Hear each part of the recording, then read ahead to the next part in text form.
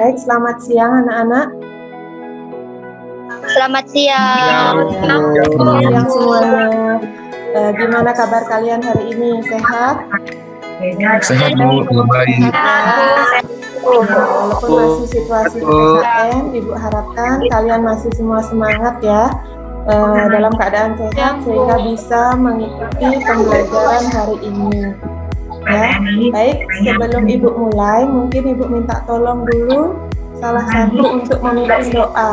Untuk mengawali pembelajaran pada hari ini, mari kita berdoa menurut agama dan kepercayaan kita masing-masing. Berdoa dipersilahkan. Ya, silakan. Berdoa dapat diri. Ya, terima kasih Intan sudah memimpin doa. Hari ini Ibu akan menjelaskan mengenai konsep kematian. Ya, nah sebelum kita mempelajari konsep kematian, jadi kalian harus masih ingat pembelajaran yang terdahulu. Apa itu berduka, apa itu kehilangan, ya.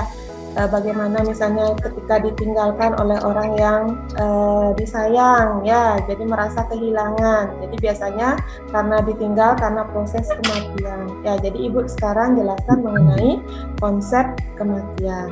Nah, sebelum ke pembelajaran, Ibu ingin menjelaskan sedikit mengenai tujuan pembelajaran untuk hari ini. Tujuan pembelajarannya, jadi Ibu akan menjelaskan sedikit sebelum pembelajaran dimulai, adapun tujuan pembelajaran yang diharapkan nanti. Jadi melalui kegiatan nanti mencermati tayangan video, kemudian ada diskusi, ya, kemudian ada memecahkan masalah di LKPD. Nanti Ibu harapkan kalian dapat menganalisis apa itu definisi kematian dengan tepat. Yang kedua, kalian dapat menentukan apa saja jenis-jenis kematian dengan baik. Kemudian yang ketiga, kalian diharapkan nanti menganalisis tanda-tanda menjelang kematian dengan baik. Yang terakhir adalah dapat menganalisis perubahan tubuh yang terjadi setelah kematian. Disimak baik-baik ya.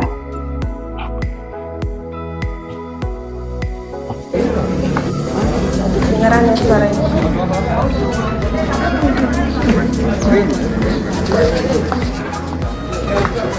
Puluhan warga Banjar, Tegal Suci, Desa Sebatu, Tegalalang, Gianyar mendatangi unit gawat darurat Puskesmas Tegalalang 1. Mereka datang setelah mengetahui salah seorang warganya pingsan dan tewas sesaat setelah olahraga bersepeda.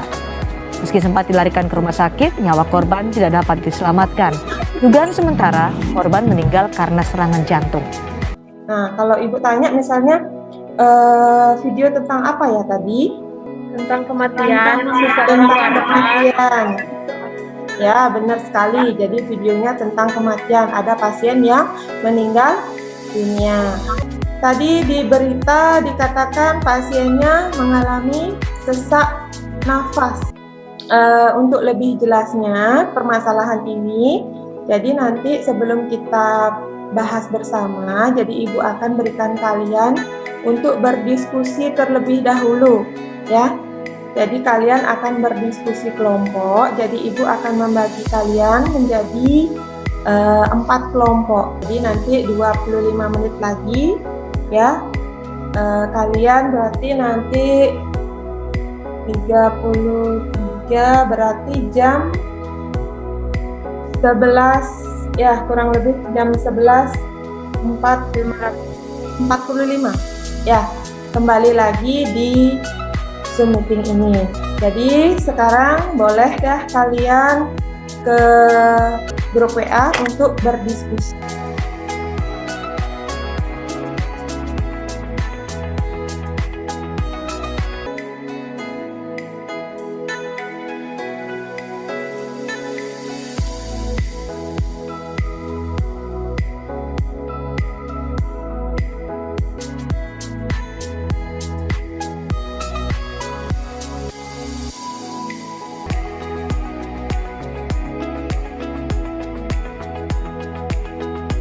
Karena sudah jamnya, kita mulai saja. Sudah 25 menit kita berdiskusi. Jadi Ibu mulai saja. Jadi untuk sekarang Ibu akan memulai presentasinya, tapi sebelum mulai presentasi Ibu minta LKPD-nya jadi tetap dikirimkan lewat WA ya. Jadi nanti Ibu bisa melakukan penilaian. Jadi Ibu sekarang persilahkan untuk kelompok 1. Dari kelompok 1 Definisi kematian merupakan aktivitas dalam tubuh biologis, berhentinya detak jantung, berhentinya tekanan aliran darah, dan berhentinya proses pernafasan, serta terhentinya hubungan manusia dengan alam dunia. Seseorang yang dalam keadaan saat menjelang kematian atau menjelang ajal tiba akan dilakukan tindakan resusitasi jantung paru-paru atau RJP oleh pihak kesehatan. Terima kasih, Bu. Terima kasih, Chandra. Semuanya. Baik, Iya, Bu. kita kasih tepuk tangan dulu buat Chandra, boleh? Mungkin dari kelompok lain ingin menanggapi, atau mungkin ada yang ingin ditanyakan kepada kelompok satu. Ibu, saya mau bertanya, Bu. Apa yang dimaksud dengan RJP? Jadi jawabannya adalah RJP atau resusitasi jantung paru merupakan tindakan yang diberikan pada seseorang yang mengalami henti nafas dan henti jantung.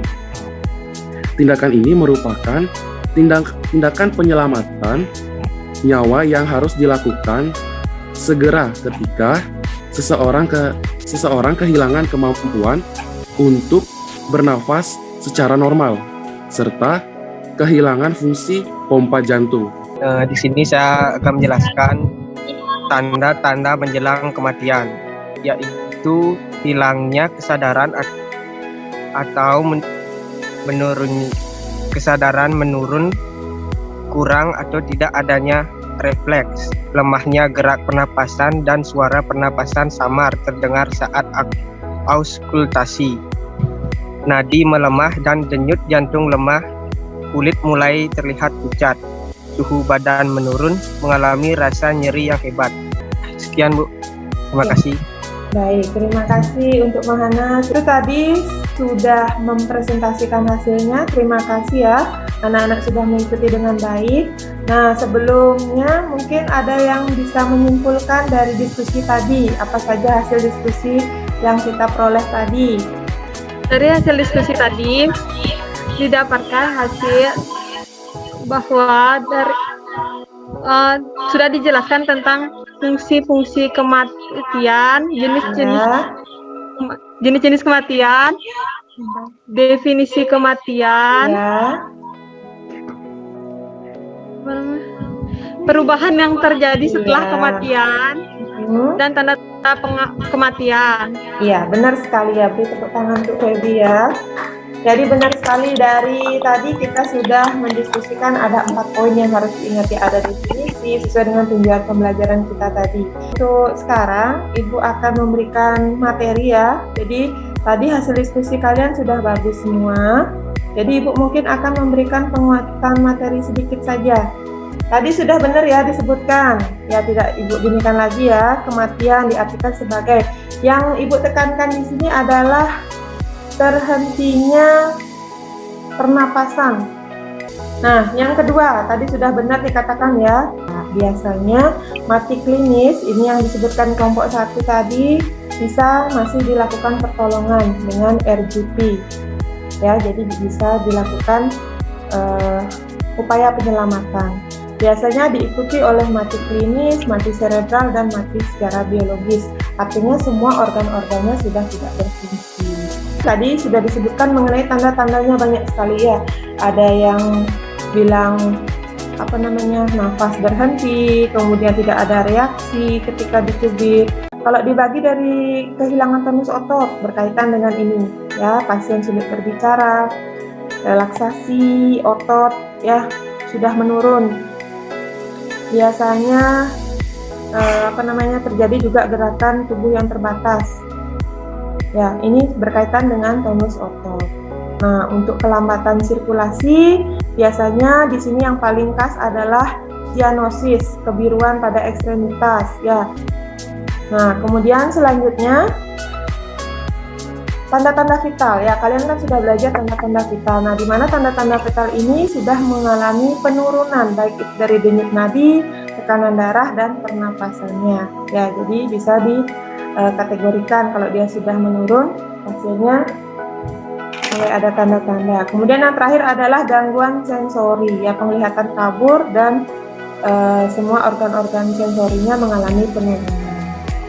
Ya, itu. Nah, terakhir yang disampaikan kelompok 4 tadi, ya. Apa saja perubahan-perubahan yang terjadi? Ya, tadi sudah banyak disebutkan. Nah, ini ada istilah-istilah. Mungkin kalau tidak bisa mengingat istilah-istilah ini agak susah ya. Jadi apa sih itu algor vortis? Ya, biasanya terjadi penurunan suhu jenazah. Ya. Kalau livor mortis apa? Lebam-lebam. Lebam-lebam, ya, tiba-tiba biru-biru. Nah, ini yang paling ciri khas biasanya kalau lihat jenazah. Ya, jenazahnya kaku. Ya, tapi kalau jenazahnya misalnya baru meninggal, dia masih lemas, masih anget. Tapi kalau sudah beberapa jam, nah itu sudah mengalami kaku mayat. Makanya nanti sebelum dia kaku, kita sebagai tenaga kesehatan biasanya melakukan perawatan jenazah. Ya, sebelum dia kaku. Kemudian, ya, ini gambarannya ya, kaku. Kemudian ada terakhir pembusukan. Ini biasanya terakhir dari suatu proses perubahan yang terjadi. Nah, ini tambahan saja tanda-tanda klinisnya ya. Biasanya dokter melihat atau memeriksa pupil mata. Ya, pakai senter biasanya kan diperiksa. Kemudian pasiennya pasti tidak dapat bergerak lagi, tidak mungkin bisa say hello lagi kan? Sudah diam pasiennya, tidak bisa bergerak. Mungkin itu saja sedikit tambahan materi dari Ibu ya. Sudah jelas tadi kalian berdiskusi, sudah mencari sumber lain juga ya. Mungkin saja dari Ibu. Kira-kira sampai di sini ada pertanyaan? Tidak, Bu. Jadi nanti untuk penilaian Ibu akan ambil nilai. Jadi nanti Ibu akan berikan link Google Formulir. Kalau sudah dari presentasi tadi ya, kalian sudah aktif presentasi dan Ibu berterima kasih sampai di akhir ini kalian masih tetap semangat. Nah, presentasi kalian sudah bagus tadi, sudah melakukan diskusi, sudah aktif semua. Terima kasih. Jadi mungkin sebelum Ibu akhiri, boleh kita sama-sama mengingat kembali atau menyimpulkan terakhir ya. Ada yang bisa menyimpulkan terakhir sebelum Ibu akhiri? Kesimpulan dari saya yaitu yang pertama, kematian sebagai suatu keadaan terhentinya pernapasan nadi dan tekanan darah. Ya. Kedua, jenis mati klinis, mati biologis, mati cerebral. Yang ketiga, dalam kematian, kehilangan tonus otot, kelembatan dalam sirkulasi, perubahan dalam tanda-tanda vital, gangguan sensor. Yang keempat, perubahan setelah kematian, menurut jenazah, lembab mayat, kaku mayat, pembusukan. Sekian dari saya, terima kasih, Bu. Iya, terima kasih untuk Novi ya. Silakan berikan tepuk tangan terakhir ini ya. Sudah mau selesai, harus semangat. Untuk pertemuan selanjutnya, Ibu akan menjelaskan materi mengenai pemenuhan kebutuhan pada klien yang akan meninggal. Ya, masih ada kaitannya ya. Jadi ketika pasiennya akan meninggal, apa yang harus dipenuhi sesuai dengan mata pelajaran kita, kebutuhan dasar manusia. Jangan sampai pasien yang akan meninggal dibiarkan begitu saja, tidak diurusin. Ya, jadi kita harus tahu apa saja yang harus dipenuhi. Itu akan kita pelajari minggu depan. Ya, jadi materi ini jangan dilupakan karena masih berkaitan untuk selanjutnya. Baik, terima kasih untuk anak-anak sudah mengikuti pembelajaran hari ini dengan lancar ya. Jadi sebelum Ibu tutup, kembali lagi tadi di awal kita sudah berdoa, di akhir kita tutup dengan doa ya. Cipta silakan pimpin doanya. Untuk mengakhiri pembelajaran hari ini, kita berdoa menurut agama dan keyakinan masing-masing ya. Berdoa mulai.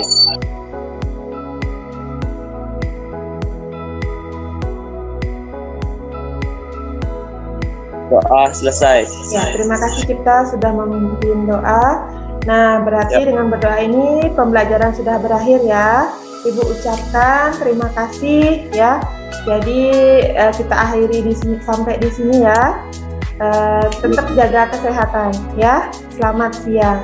Ya, Bu. Selamat siang ya semuanya.